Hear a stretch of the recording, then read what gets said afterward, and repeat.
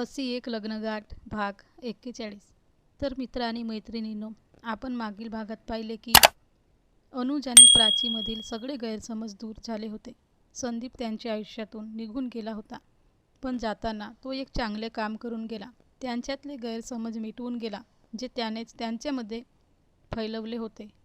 म्हणून दोघांचं लग्न अगदी आनंदात झाले. तर आता पुढे संदीप अनुज आणि प्रियाच्या आयुष्यातून निघून एकटाच बाहेर पडला. पण तो स्वतःच्या घरी गेला नाही, कारण लग्न करून अनुज आणि प्राची तिथेच येणार होते, त्यांच्या आईजवळ. त्यांच्या संसारात तो आता त्यांना दखलंदाज देणार नव्हता आणि त्यांना तोंडही दाखवणार नव्हता. म्हणून तो असाच निराश होत रस्त्याच्या रोडला चालत होता, त्याच्या आयुष्याचा पश्चाताप करत. तेवढ्यात त्याला अचानक एक 2 वर्षाचा बाळ रस्त्याच्या मध्यभागी चालताना दिसला. गाड्या बेभान धावत होत्या आणि 1-2 गाडीच्या खाली येता येता तो मुलगा वाचला होता. अजून दुसऱ्या गाडीच्या खाली येणार होता. तेवढ्यात संदीपने स्वतःच्या जीवाची पर्वा न करता पटकन त्या गाडीच्या गर्दीत घुसला आणि त्याने त्या बाळाला उचलून बाहेर रोडच्या कडेला आणले. तेवढ्यात बाळाची आई संदीपच्या मागून बोलली, "थँक यू. माझ्या बाळाला तुम्ही स्वतःच्या जीवाची पर्वा न करता वाचवलं. तुमचे उपकार मी कधीच विसरणार नाही." तेवढ्यात मागे वळून संदीपने पाहिलं आणि त्याला एकदम धक्काच बसला. त्या बाळाची आई दुसरी तिसरी कोणी नसून त्याची बायकोच होती, गौरी, जी त्याला हॉस्पिटलमध्ये रागात सोडून गेली होती. तो म्हणाला, "गौरी, तू इथे कशी? आणि हे बाळ तुझ्या?" गौरी म्हणाली, "हो संदीप, फक्त माझं नाही, आपलं आहे हे बाळ." "माझं बाळ?" संदीप बोलला. "हो संदीप, तुला सोडून आल्यावर मला वाटलं तू मला मनवायला येशील. खूप वाट पाहिली मी तुझी. तुझ्याकडून आल्यानंतर मला माहीत पडले की मी प्रेग्नेंट आहे, तुझ्या बाळाची आई होणार आहे. माझ्या आईवडिलांनी मला बाहेर काढलं आणि आता मी माझ्या बाळाला घेऊन कसं तरी जगत आहे." संदीपला ते ऐकून खूप वाईट वाटले. त्यांनी आपल्या बाळाला हृदयाशी कवटाळले. "मला माफ कर गौरी, मी खूप वाईट आहे. माझ्या पापाची फळे तुलाही भोगावी लागत आहेत. पण आत्ता मी आलो आहे, आता सगळं नीट होईल.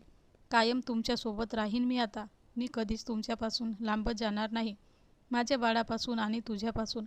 तिने संदीपला मिठी मारली. "खरंच संदीप, तू आम्हाला कधी सोडणार नाहीस ना?" "नाही, कधीच नाही. आता तुला आणि आपल्या बाळाला खूप खूप खुशी देण्याचा मी पुरेपूर प्रयत्न करीन." संदीपने गौरी आणि त्याच्या बाळाला घेऊन वेगळा संसार थाटला. इकडे अनुज आणि प्राचीच्या लग्नाची रस्म चालू होती. तृप्ती खूप वेळपर्यंत उभी होती. अगोदरच रात्रीपासून तिच्या डोक्यात वेदना होत होत्या. तिच्या डोक्यात एकदम कळ आली आणि काही कळण्याच्या आत ती धाडकन जमिनीवर पडली आणि बेशुद्ध झाली. सीमा आणि श्रेयस घाबरले. सीमा जवळ आली. "तृप्तीताई, काय झाले?" श्रेयस म्हणाला, "तृप्ती, काय झालं गं?" "सीमा, बघ ना, माझ्या तृप्तीला काय झालं." लग्न आटोपण्यातच आलं होतं. अनुज आणि प्राची नवरदेव नवरीच्या वेशातच अगदी घाबरून त्यांच्याजवळ पडत आले. श्रेयसने पटकन गाडी आणली आणि गाडीत तृप्तीला टाकले. गाडी हॉस्पिटलच्या दिशेने निघाली. तृप्ती बेशुद्ध अवस्थेत असताना तिच्या डोळ्यासमोर अगदी खूप सारे रंग तिला दिसू लागले. तिला होळीच्या रंगाचा खूप वेळ होतं. प्राचीच्या लग्नानंतर 2 दिवसात होळी होती. तिने ठरवलं होतं की यावर्षी खूप धूम उडवायची रंगाची. बेशुद्ध अवस्थेत असताना तिच्या डोळ्यासमोर सगळं घडत होतं. ती खूप सारे रंग हातात घेऊन श्रेयसकडे जाते. तिच्या सासूला विचारते, "आई, कुठे आहे तुमचा लाडका? अरे बाहेर या, घरात काय लपून बसले चोरासारखे?" श्रेयस म्हणाला, "नाही, तू मला सगळं रंगवून देशील." तृप्ती हसते, हसतच बोलते, "अरे नाही." श्रेयस बाहेर येतो. ती त्याला सगळ्या रंगाने मागते. तो म्हणतो, "तृप्ती, तू नाही सुधारणार कधीच. तुला माहीत आहे ना, मला रंग आवडत नाही ते." "अरे श्रेयस बाबू, रंगाशिवाय आयुष्यात मज्जाच काय आहे?" असं म्हणून ती अजून जास्त रंगवते श्रेयसला आणि त्याला बाहेर ओढत आणते. बाहेर खूप मोठ्या पाण्याच्या टाकीमध्ये रंगाचं पाणी असतं. ती त्याला तिथेच ढकलून देते. श्रेयस बोलते, "नाही तृप्ती, नको." असं म्हणून तिथून पळण्याचा प्रयत्न करतो. तेवढ्यात त्याला ती अजून परत त्या रंगात पाण्यात ढकलते आणि खूप हसते. हे सगळं नीताताई पाहत असतात आणि हसतच म्हणतात, "श्रेयस, तुला शेवटी माझी सूनच काबूत आणू शकते." श्रेयस उठला आणि तृप्तीला म्हणाला, "थांब तृप्ती, तुला बघतोच मी आता." श्रेयस तृप्तीच्या मागे हातात रंग घेऊन पळू लागतो. एवढे तिने पाहिल्यावर तिच्या डोळ्यासमोरून हळूहळू सगळे रंग नाहीसे होतात. ती पूर्ण बेशुद्ध अवस्थेत जाते. श्रेयस गाडी चालवत असतो आणि सीमाच्या मांडीवर डोके ठेवून तृप्ती झोपली असते, बेशुद्ध झालेली असते. श्रेयसच्या डोळ्यातून सतत अश्रू येत असतात, त्यामुळे त्याला धड गाडी चालवताही येत नव्हती. एकदा तर एका गाडीला टक्कर होता होता वाचली होती. प्राची आणि अनुजसुद्धा सोबतच होते. मैत्रिणीसाठी प्राची अगदी लग्न मंडपातून उठून आली होती आणि अनुजसुद्धा प्राचीसोबत तसाच निघाला होता. श्रेयसच्या हातातून गाडी कंट्रोल होत नव्हती. अनुज पटकन उठला. अरे श्रेयस, सांभाळ स्वतःला, तू बाजूला बस, मी गाडी चालवतो. श्रेयस रडतच बाजूला बसला आणि बोलू लागला, माझी तृप्ती वेदनेने किती तडफडत होती ते बघून मला सहन होत नाही आहे. श्रेयस म्हणाला, अनुज, बरी होईल ना तृप्ती? सीमा, तू तुझ्या देवाला नवस करून सांग ना माझ्या तृप्तीला बरं करायला. श्रेयस असत सतत काही ना काही बडबडत होता आणि रडत होता. अनुज त्याला समजावू लागला, अरे श्रेयस, तूच असा धीर सोडून वागलास तर कसं होईल? तर कोण लक्ष देईल तृप्ती वहिनीकडे? आपण डॉक्टरकडे जात आहोत, होईल सगळं नीट, बरी होईल तृप्ती वहिनी, काळजी करू नकोस. इकडे सीमासुद्धा रडत होती. देवा, माझ्या ताईला लवकर बरं कर, असं म्हणून देवाला विनवू लागली.